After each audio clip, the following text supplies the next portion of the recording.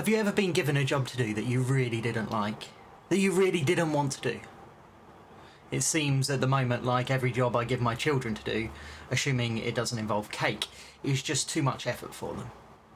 I can hardly blame them. I know that once I was as bad. I remember one time at school, I must have been 13 or 14, I was selected from my class to run the 1500 metre race on sports day. Now at the time I considered the 100 metre sprint an endurance race, and so I really didn't want to do the 1500 metres. And it was blazing hot and there were loads of people watching, and it's safe to say that I wasn't keen.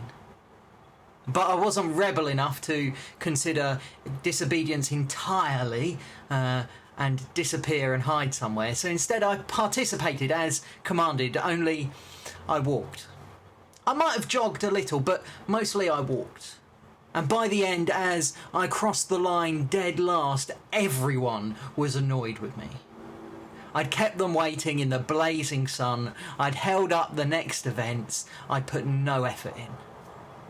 I'd like to think that if I had tried, even if it had taken nearly as long for me to finish, they'd have supported me, they'd have clapped as I finished, like the Jamaican bobsleigh team or Eric Malonga, the swimmer from Equatorial Guinea, who in the Olympics, swimming 100 metre freestyle, he entered it having never seen a pool before.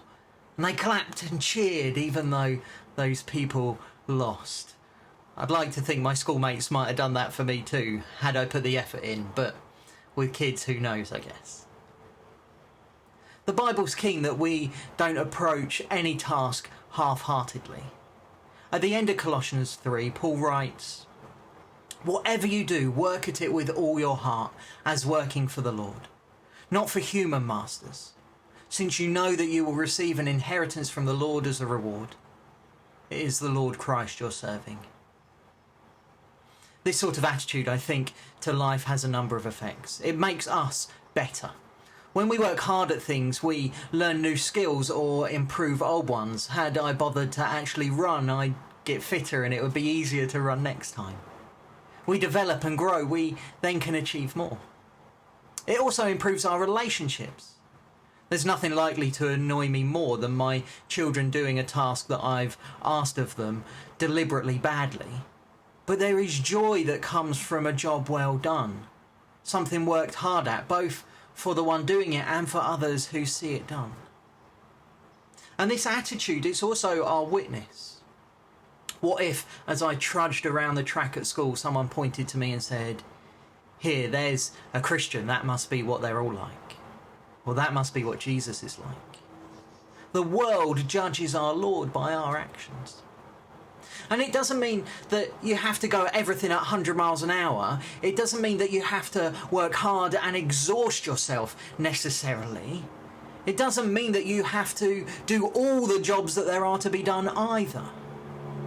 But it does mean that the things which you do, you should do wholeheartedly. That is, to work at things with the care and attention that you might pay if Jesus himself had asked you to do them.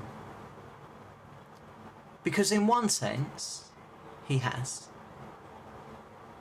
In this way, we can grow in our relationships, we can grow in our gifts and skills, and we can grow in our witness.